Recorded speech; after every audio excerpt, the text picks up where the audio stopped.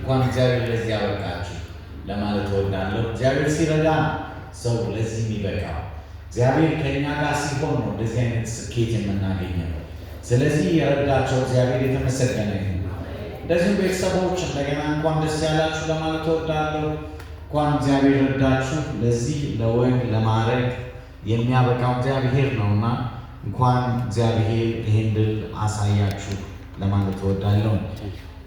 እንደምታውቁት እንግዲህ በጣም ረጅም ጊዜ ስለሌለን አጠር ባለመልኩ የእግዚአብሔርን ቃል አካፍላለሁ። እግዚአብሔር ከመጀመሪያው ጀምሮ ሰውን ሲፈጥር ኑ ሰውን እንፍጠር በመልካችን በአምሳላችን አለ።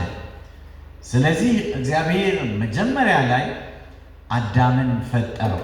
እንደምናውቀው ሙሽሮቹ ጋር ስናጠና ከእግዚአብሔር ቃል ለምን ይመስላችኋል እግዚአብሔር አዳምን ብቻውን የፈጠረው? መጀመሪያ በኋላ ላይ ዘፍጥረት ምዕራፍ 2 ቁጥር 18 ላይ እግዚአብሔር ቃል ሲናገር ሰው አዳምን ብቻውን ነበር ይላል። ስለዚህ ተስማሚ ረዳት አልተገኘለትም ነበርና ስለዚህ እንፍጠርለት ይላል። ምዕራፍ 2 ቁጥር 24 ላይ ደግሞ እግዚአብሔር ቃል ሲናገር ኑ ሰው ብቻውን ይሆን ዘንድ መልካም አይደለም፣ ተስማሚ ረዳት እንፈጥርለታለን ብሎ ሰው አባትና እናቱን ይተዋል፣ ከሚስቱም ጋር ይጣበቃል፣ ሁለቱም አንድ ሥጋ ይሆናሉ አለ እና ቅርብ ጊዜ አንድ ጊዜ ወጣቶችን ሳስተምር ወደ አእምሮ ይመጣ እግዚአብሔር እንስሳትን በሙሉ ወፎችን በሙሉ አሳዎችን በሙሉ ማንኛውንም ፍጥረት ሲፈጠር ወንድና ሴት ወንድና ሴት ወንድና ሴት እያደረገ ነበር የፈጠረው። አዳም ጋር ሲደርስ ለምን እግዚአብሔር አዳምን ብቻውን ፈጠረው? መጀመሪያ ሰው ብቻውን ይሆን ዘንድ መልካም አይደለም አለ እግዚአብሔር። ትንሽ ቆይቶ ለምንድን ነው እግዚአብሔር በኋላ ላይ እንደዛ ያለው? ረስቶ ነው? በኋላ ትዝ ብሎት ነው? ወይም ይሄኛውን ተሳስቼ ነው ብሎ ነው? አይደለም፣ በፍጹም። እግዚአብሔር ሁሉንም ነገር ሲፈጥር እንደምታውቁት ሁሉም ነገር መልካም ነበር፣ መልካም ነበር። ምሽትም ሆነ ጠዋትም ሆነ መልካም ነበር እያለ ሲመጣ ሰው ግን ብቻውን ይሆን ዘንድ መልካም አይደለም አለ። ለምን ብዬ ሳስብ ነበር ወደ አእምሮ የመጣው ከእነርሱ ጋር ያጠና ነው። እግዚአብሔር ረስቶ አይደለም። እግዚአብሔር በዚያ ሊያሳይ የፈለገው ነገር ነበረ። ሁለት አይደሉም አንድ ናቸው ይላል እግዚአብሔር ቃል። አሜን። ባልና ሚስት ሁለት አይደሉም አንድ ናቸው። ከማቴዎስ ወንጌል ምዕራፍ 19 ላይ ስታነቡ ያንን ታገኛላችሁ። ሚልክያስ ምዕራፍ 2 ላይ ቁጥር 14፣ 15፣ 16 ስታነቡ ያንን ታገኛላችሁ። ሁለት አይደሉም እግዚአብሔር አንድ አድርጓቸዋል። ኤፌሶን ምዕራፍ 5 ላይ ያንን ታገኛላችሁ። ሁለት አይደሉም አንድ ናቸው። ያንን ደግሞ ከመጀመሪያው ማሳየት ፈለገ እግዚአብሔር። አዳምን አስተኛው፣ ከባድ እንቅልፍ ጣለበት ይላል። ከዚያም ከጎደን አጥንቱ አንዱን ወሰደ፣ በስፍራውም ሥጋ ሞላበት። ዘፍጥረት ምዕራፍ 2 ላይ ከዚያም በኋላ ሔዋንን ሰራት። ወደ አዳም ሲያመጣት አዳም ገና ሲነቃ ከአንስቴዚያው ዋው ብሎ በጣም ደስ አለ። ይህች አጥንት ከአጥንቴ ናት፣ ይህች ሥጋም ከሥጋዬ ናት፣ ከወንድ ተገኝታለችና ሴት ትባል አለ። ሴት ማለት ከወንድ የተገኘ ማለት፣ ሴት ማለት ከወንድ በታች ወይም ከሰው በታች ማለት አይደለም። ደካማ ማለት አይደለም። ሴት ማለት ከወንድ የተገኘች ማለት ነው። ብዙ ጊዜ ይናገራሉ ወንዶች እኛንን ቀድመን የተፈጠርነው ይላሉ። መከራከር ከፈለጉ እህቶች አዎ አንተ ከአፈር ነው የተሰራው፣ እኔ ግን ከአጥንት ነው የተሰራው ማለት ይችላል። ዋናው ነገር ግን እግዚአብሔር ለማወዳደር ሳይሆን አንዱ ይበልጣል አንዱ ያንሳል ሳይሆን እግዚአብሔር አምላክ አንድ መሆናቸውን ለማሳየት ከአፈር ወስዶ እሷን ሊፈጥራት ሲችል በኋላም ሲፈጥራት ከአፈር ወስዶ ልክ አዳም እንደፈጠረው ሊፈጥራት ሲችል እግዚአብሔር እንደሱ አላደረገም። ከአዳም ራሱ ነው የወሰደው። እግዚአብሔር የተመሰገነ ይሁን። እግዚአብሔር ለትዳር ያለው ቦታ በጣም ትልቅ ነው። የትዳር ሐሳብ የመጣው ከሰው አይደለም፣ ከእግዚአብሔር ነው። ተነሳሽነቱን የወሰደው እግዚአብሔር ነው። የእግዚአብሔር ዓላማ ነው። ያ ዓላማ እስከ ዛሬ አልተቀየረም። እግዚአብሔር ዛሬም ቅዱስ ትዳር እንዲቀጥል ይፈልጋል። በሚልክያስ ምዕራፍ 2 ቁጥር 15 ሄዳችሁ ስታነቡ እግዚአብሔር አንድ አላደረጋቸውንም፣ አንድ ያደረጋቸው ለምን ነበር ይላል። እግዚአብሔርን የሚፈራ ትውልድ ይፈልግ ስለነበረ ነው ይላል። እግዚአብሔር አጀንዳው እግዚአብሔርን የሚፈራ ትውልድ እንዲቀጥል ነው የሚፈልገው። ቤተሰቦች እግዚአብሔርን የሚያመልኩ የእግዚአብሔርን ስም የሚጠሩ ሰዎች እንዲኖሩ ነው የሚፈልገው። ስለዚህ እግዚአብሔር ለትዳር ትልቅ ቦታ ነው። ለዚህ ነው ትዳር ቅዱስ ነው የሚባል። ጋብቻ ቅዱስ ይሁን፣ አልጋው ንጹህ ይሁን የሚለው ዕብራውያን ምዕራፍ 13 ቁጥር 4።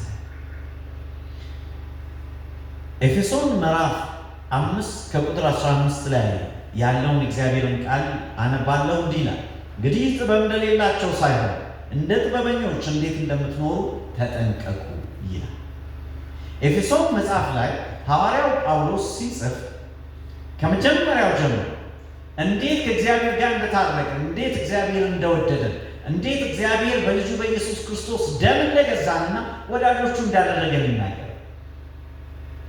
ከዳናችሁ በኋላ ደግሞ ይላል ከምዕራፍ 4 ጀምራችሁ ስታነቡ ከዚህ በኋላ እንዴት እንደምትኖሩ ተጠንቀቁ እወቁ ይላል። እዚህ ቁጥር 15 ላይ እንግዲህ ጥበብ እንደሌላቸው ሳይሆን እንደ ጥበበኞች እንድትኖሩ ተጠንቀቁ ይላል። ይሄ ለክርስቲያኖች በሙሉ ነው የተሰጠው። ለክርስቲያኖች በሙሉ ለባለ ትዳሮች እንጂ በተለይ ደግሞ ለትዳር የሚሆን ትምህርት ነው። ዋለልኝ ፌቨን ዛሬ በክርስቶስ ኢየሱስ በረከት አንድ እየሆናችሁ ነው በእግዚአብሔር ፊት።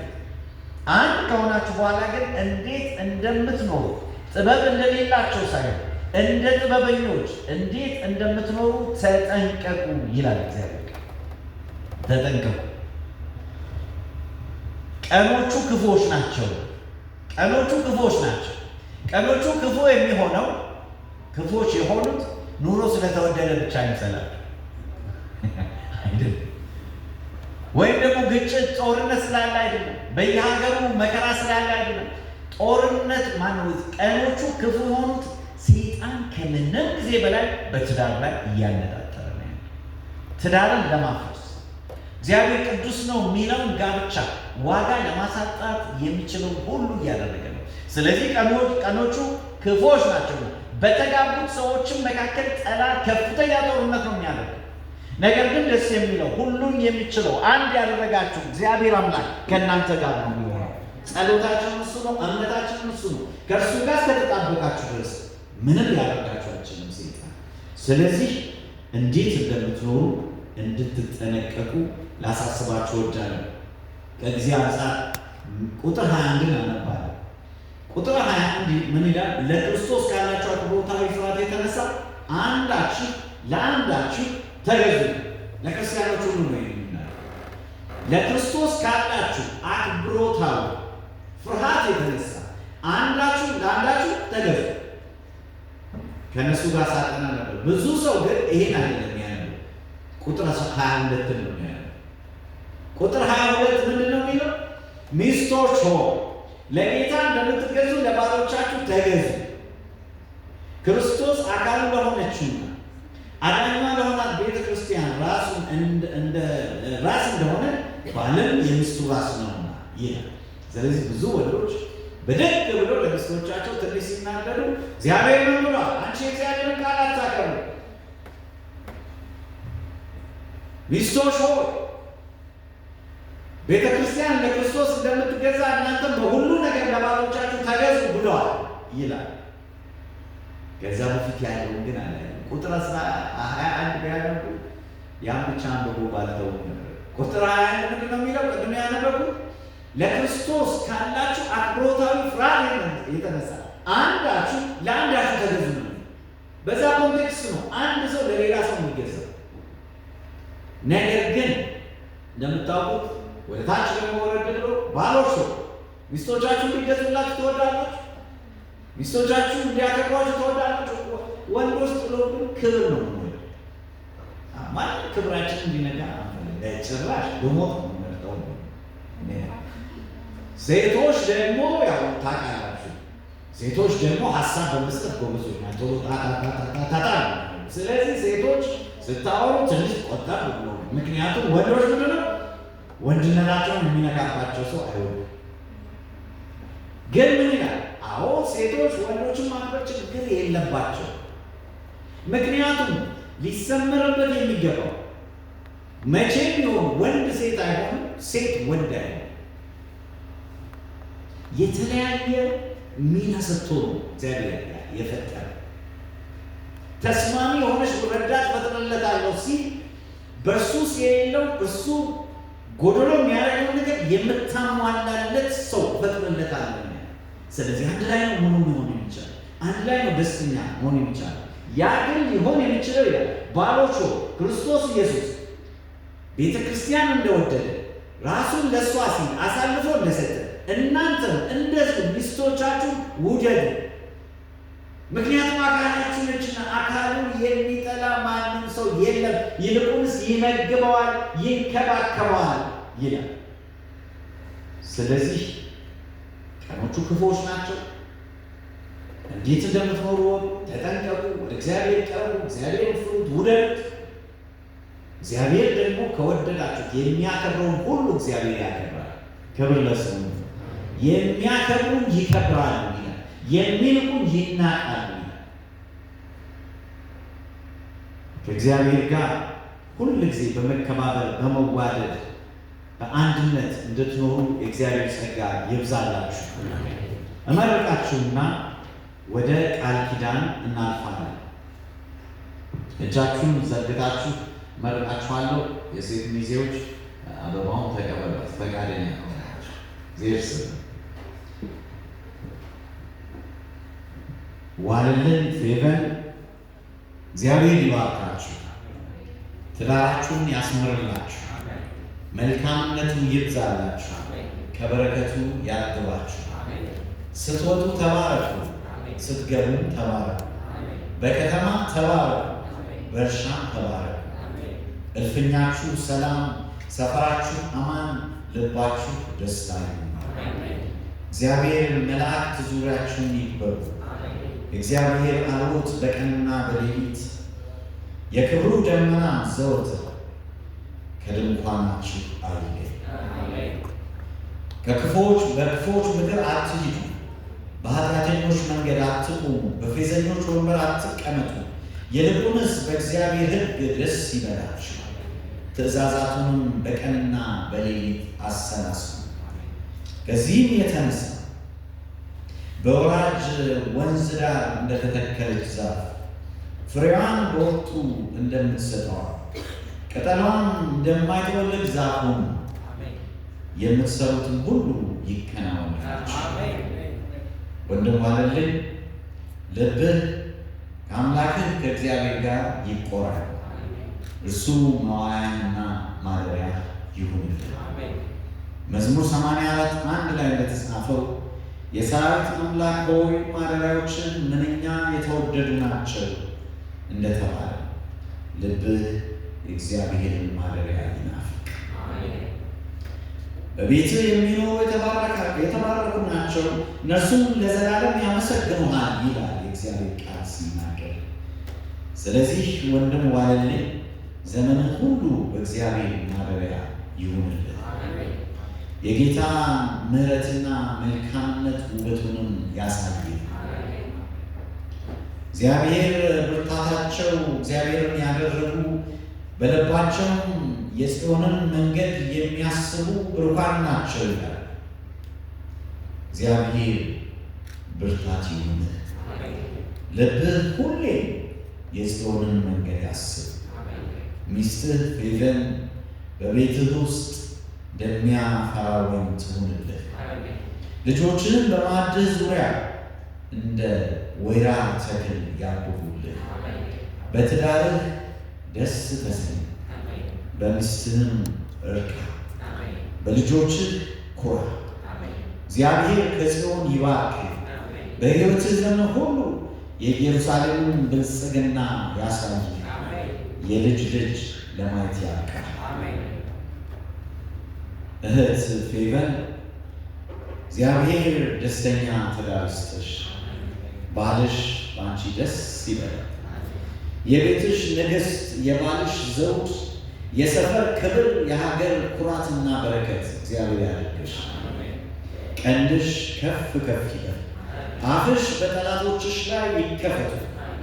ልብሽ እግዚአብሔር ይጽና። በማዳን ደስ ይበልሽ። ማኅፀንሽ ይለምልም፣ የማኅፀንሽም ፍሬ ይባረክ። ሳሙኤልን ውለጂ፣ የካህናት ዘር፣ እግዚአብሔርን የሚያከብር ወገን ከአንቺ ይውጣ።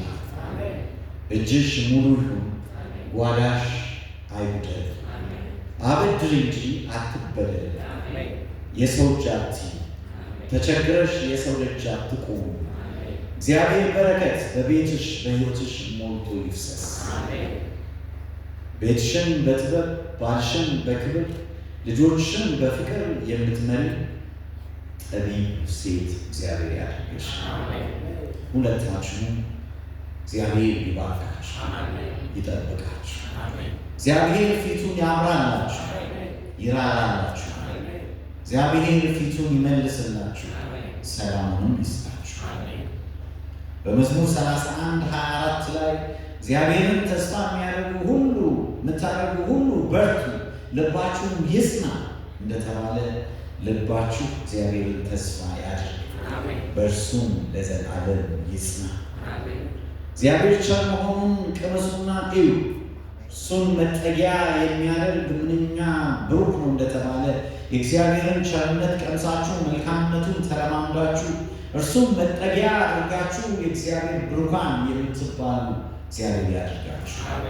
ትዳራችሁ በዓለቱ በክርስቶስ ላይ ይመስረት። ቤታችሁ የቅዱሳን ቤት ይሁን። እግዚአብሔር ይክበርበት፣ መላእክት ይመላለሱበት፣ ድሆች ይረፉበት። በሀብት በፍቅር በጤና በረጅም ዕድሜ እግዚአብሔር ይባርካችሁ። በመጨረሻ ሙሽራው ኢየሱስ ከሰማይ ሰማያት ከአርያም በክብር ደመና ሲገለጥ መለከት ሲነፋ መላእክት ሲዘምሩ የዘመናት ምኞት ሲሟላ የነገሥታት ንጉሥ ድምፅ ሲሰማ ኑ እናንተ የአባቴ ብሩካን ወደ ተዘጋጀላችሁ መንግሥት ግቡ ሲባል ያን ቀን እናንተ በደስታ በእልልታ የዘንባባን ዝንጣፊ ይዛችሁ የበጉን መዝሙር የዘመራችሁ እጅ ለእጅ ተያይዛችሁ አዳኙን የምትቀበሉ ከእርሱ ጋርም ለዘላለም የምትኖሩ እውነተኛ የክርስቶስ ተከታዮች እግዚአብሔር ያድርጋችሁ። እግዚአብሔር ያድርጋችሁ።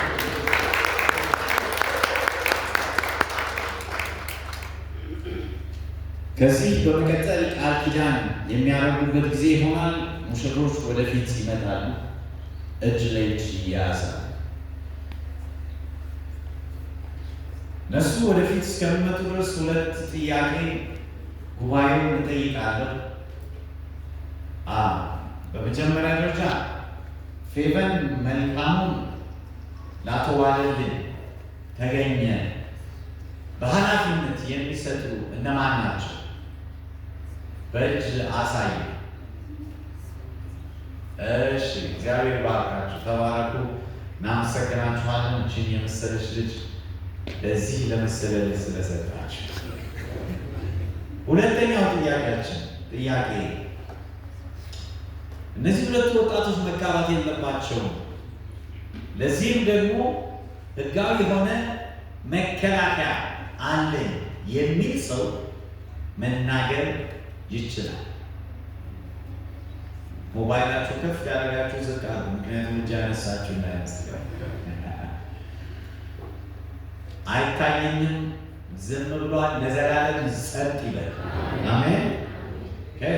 እናንተ ደግሞ ትታያዩና እጅ ለእጅ ትያያዛላችሁ። በጣም ጥሩ። መጀመሪያ ከዋለልኝ ነው የምጀምረው።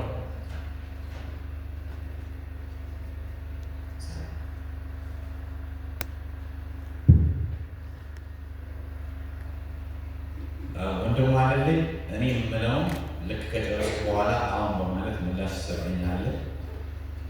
እኔ ዋለልኝ ተገኘ ወይዘሪት ፌቨን መልካሙ ሕጋዊ ሚስቴ እንድትሆን በፈቃዴ ዛሬ በዚህ ሕዝብ ፊት ላገባት በጤንነት ቢሆን በህመም ብናገኝ ብናጣ ሁል ጊዜ ልወዳት ልንከባከባት ሞት እስኪለየን ድረስ ልታመንላትና ከጎኗ ልሆን በሕያው በእግዚአብሔር ፊት በቅዱሳን መላእክት ፊት በዚህ በተቀደሰ እግዚአብሔር ጉባኤ ፊት ቃል እገባለሁ ትላለህ? አዎ ቃል እገባለሁ። አሜን። እግዚአብሔር ይባርክ።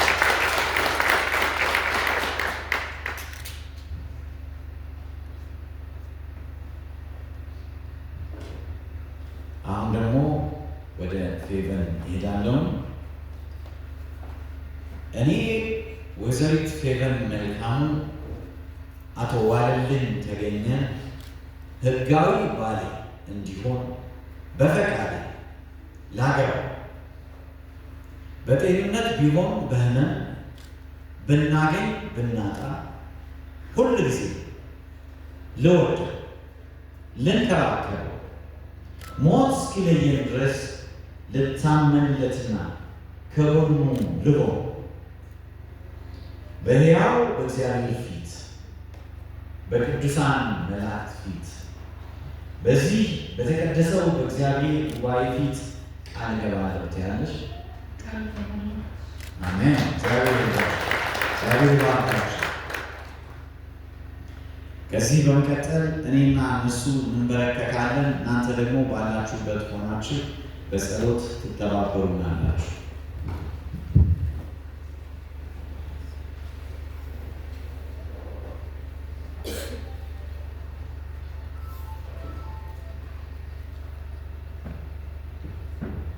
ጸልያለን። የዘመናት አምላክ የአብርሃም አምላክ የይስሐቅ አምላክ የያዕቆብ አምላክ የሐዋርያትና የነቢያት አምላክ ዛሬ ደግሞ የእኛም የደካሞች አምላክ በማይነገር ፍቅር የወደድከን ዓይኖችህ በእኛ ላይ ያለ ራስህን ጌታዊ ለእኛ አሳልፈ የሰጠ አባታችን አምላካችን ተስፋችን እግዚአብሔር በጌታችን በኢየሱስ ክርስቶስ ስም እናከብርሃለን። ስለ እነዚህ ወጣቶች ተመስገን። ጌታ ሆይ በቤትህ እንዲያደርጉ ስለረዳሃቸው አንተን እንዲመስሉ በመንገድህ እንዲሄዱ ጸጋ ስለበዛላቸው ተመስገን። እነሆ ጌታ ሆይ አሁን ደግሞ በፊትህ ቃል ገብተዋል። በሕይወት እስካሉ ድረስ ሞት እስኪለያቸው ለአንተም ለእርስ በራሳቸው ታምነው ተዋደው ጎን ለጎን ቆመው አንተን አንድ ላይ ለማገልገል አንድ ላይ ለመኖር ቃል ገብተዋል። ጉዞ ሊጀምሩ እነሆ ጌታ ኢየሱስ የትዳራቸው መሰረት አንተ ሁንላቸው። መንፈስ ቅዱስህ ጥበብ ይሙላባቸው። አነጋገራቸው ይመን፣ ልባቸው አንድ ይሁን፣ ሀሳባቸው ይባባ፣ በአይን የሚባቡ በአነጋገር የሚስማሙ ሞገስ የሞላባቸው በበረከት የተሞሉ ልጆች አድርጋቸው። በልጆች ባርካቸው፣ በጤና ባርካቸው። በቤትህ በመኖር አንተን በመፍራት አንተን በማገልገል ለሌሎች ምሳሌ በመሆን በክርስቶስ ኢየሱስ ስም ባርካቸው። ይህ ምድር ሲያልፍም መንግሥትን የሚወርሱ ልጆች እንዲሆኑ እርዳቸው። በዘመድ አዝማድ ፊት፣ በቤተ ክርስቲያን ፊት፣ በምእመን ፊት፣ በሕዝብ ፊት ሞገስህ ጸጋ በላያቸው ላይ ይመረጥ። እስከ መጨረሻው እጃቸውን ያዛቸው፣ ከክፉ ጠብቃቸው፣ ዲያብሎስ አያገኛቸው። በጥበብ አንተን የሚከተል ልብ ስጣቸው። ይህን ሁሉ ስለምታደርግ እናከብርሃለን በጌታ ኢየሱስ ክርስቶስ።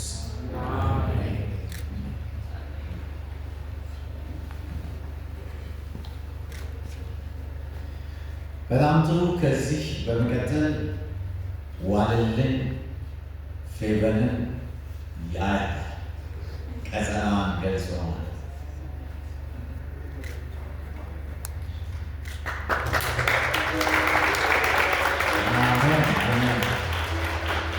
እግዚአብሔር የተመሰገነ ይሁን። አሁን ቀለበት የሚለዋወጡበት ጊዜ ሆነ።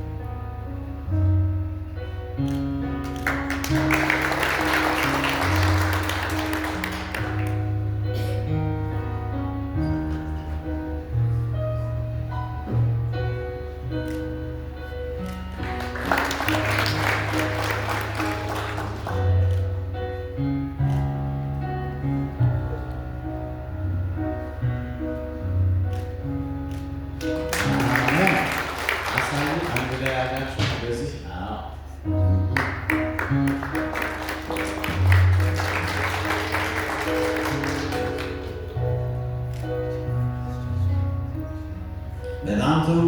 ከዚህ በመቀጠል የምናደርገው የአንድነት ሻማ የሚያበሩበት ጊዜ ይሆናል። የአንድነት ሻማ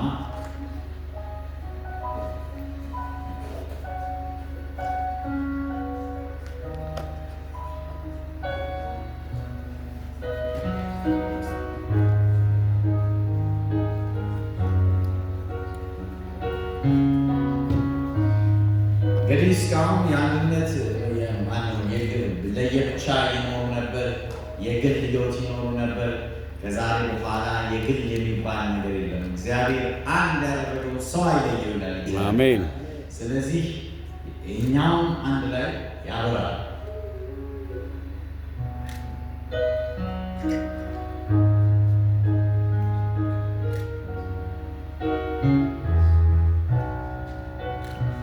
የግል ሕይወትን ግን ያጠፋሉ።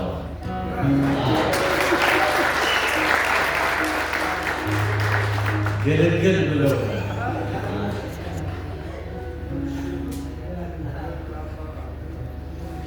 በጣም ጥሩ። አሁን ደግሞ በህጋዊ መንገድ በዚህ ህዝብ ፊት መጋባታቸውን የሚያሳይ ፊርማ እነሱ ያስቀምጣሉ። እንደዚሁም አንደኛ ሚዜዎቻቸው ያስቀምጣሉ። ወደዛ ነው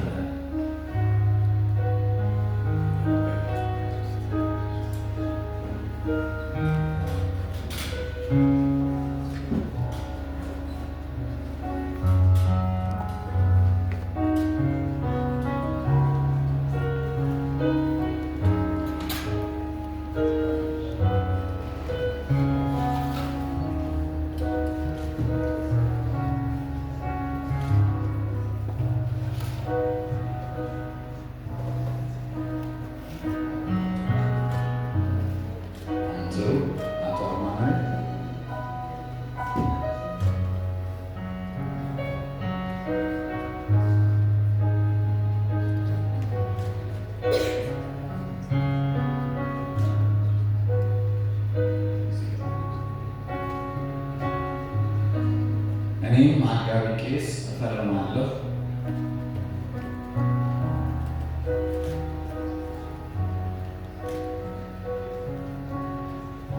ወደ ቦታችን ይመለሳል።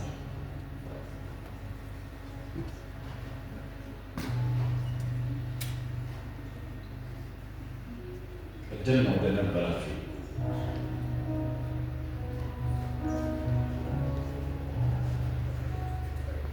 ትቆማላችሁ፣ አትቀመጡም። ተነሱ እናንተ ጊዜዎች በወረሶች ጊዜ መዛዝ እንዳትባል። እሺ እንግዲህ አሁን ቦታ ይለዋወጣል። ቦታ ተለዋወጡ፣ እናንተም ትለዋወጣላችሁ። ሙሽሮቹን ጭምር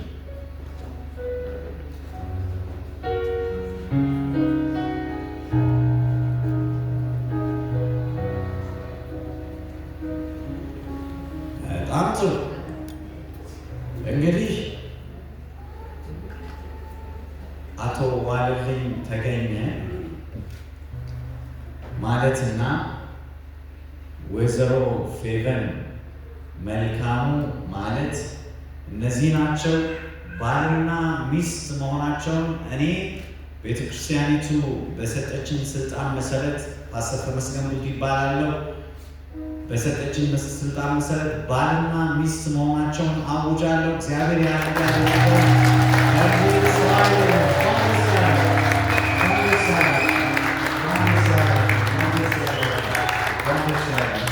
እግዚአብሔር ትዳራችሁን ይባል። ኦልሞስት ጨርሰናል። ከዚህ በኋላ ሁላችንም ተነስተን እንቆማለን። ከዚያ ፓስተሩ መጥቶ ጸሎት ያደርግልናል። የቤተክርስቲያናችን ፓስተር ዮሐንስ አምሩጋ። የዘላለም አምላክ እግዚአብሔር ሆይ ክብር ላንተ ይሁን፣ ምስጋና ላንተ ይሁን። ይህን ፕሮግራም ከጅምር እስከ ፍጻሜ በተቀደሰ ሁኔታ መላእክትህ እያጀቡ መንፈስ ቅዱስ እየመራ በሰላም ስለተጠናቀቀ እናመሰግናለን። እነዚህ ወጣቶች በሰላም በጤና አድገው በቤትህ በዚህ አይነት አንተን በማክበር ለሌላም አርአያ በመሆን ስርዓታቸው ስለተፈጸመ እናመሰግናለን። አሁን ጉዞ የሚያደርጉት ረጅም ነው። ጌታ ሆይ መላእክትህ ፊትና ኋላ ደጀን ሆኖ በሰላም እንዲያደርሳቸው እንጸልያለን። ማንኛውም እንቅፋት በመንገድ የተዘጋጀ ጠላት በጌታ በኢየሱስ ስም ሴራው የፈረሰ ይሆን። ጌታ ሆይ እስከ መጨረሻ ድረስ በቤትህ ለዘላለም አጽናቸው። እጃቸውን ይዘህ ምራ። ጌታ ሆይ ለምድር ብርሃን እነሆ ለአንተ ክብር ለዘላለም እንዲኖሩ እርዳቸው። እንደ ቃልህ መመላለስ እንዲችሉ ጸጋ ይብዛላቸው። በጌታ በኢየሱስ ስም ይባረኩ። እስከ መጨረሻ ያንተ አድርጋቸው በኢየሱስ ክርስቶስ ስም አሜን። እግዚአብሔር ይስጥልን። ከዚህ በመቀጠል ሙሽሮቹ ይወጣሉ። ከዛ ቀጥለው ሚዜዎቻቸው ይከተሏቸዋል። ከዚህ ከፊት ያለን ቤተሰብ እንወጣለን። ውጪ እንኳን ደስ ያላችሁ እንላቸዋለን። እግዚአብሔር ይባርካችሁ።